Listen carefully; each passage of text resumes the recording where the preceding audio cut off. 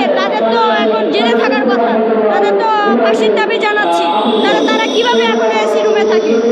এবং আমাদের যে গুম পরিবারের প্রত্যেকটা পরিবারকে 100% নিরাপত্তা দিতে হবে, প্রত্যেকটা পরিবারের সদস্যকে, এবং প্রত্যেকটা পরিবারের ক্ষতিপূরণ হিসেবে 5 কোটি টাকা দাবি জানাচ্ছে আমাদের প্রধান সমন্বয়ক।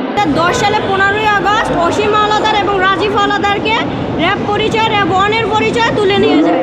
পরবর্তীতে তারা র্যাব অফিসে যোগাযোগ করতে পারে। র্যাব অফিসে যোগাযোগ করার পরে 12 লক্ষ টাকা দাবি করে 2 ভাইকে ছাড়ার জন্য।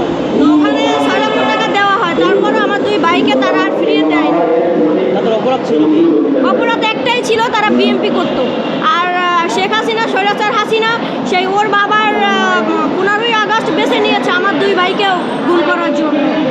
স্বৈরাচার হাসিনা সহ এই গুমের সাথে যত খুনি আছে, যারা এর সাথে সম্পৃক্ততা ছিল 2010 সাল থেকে, তখন তাদেরকে সবাইকে আইনের আওতায় আনা হোক এবং ফাঁসির দাবি জানাচ্ছি। দাবি দেওয়া থাকবে ফ্যামিলির কাছে খোঁজ খবর আজ পর্যন্ত তারা নেয়নি। এই যে 15 বছর হয়ে গেল, বিএনপি থেকে কেউ আমাদের বাসায় গিয়ে আমাদের খোঁজ খবর নেয়নি যে আমাদের পরিবারগুলো কেমন আছে। আমার বড় ভাইয়ের অসীম হাওলাদারের ছেলে আছে, সে এখন হাফিজি কমপ্লিট করছে, তার স্ত্রী সন্তান আছে, বাবা মা আছে। এই পরিবারগুলোর সাথে তো কেউ আজ পর্যন্ত যায় দেখা করে। বাবার অপরাধ ছিল, কেন আমার বাবাকে এইভাবে গুম করা হয়েছে?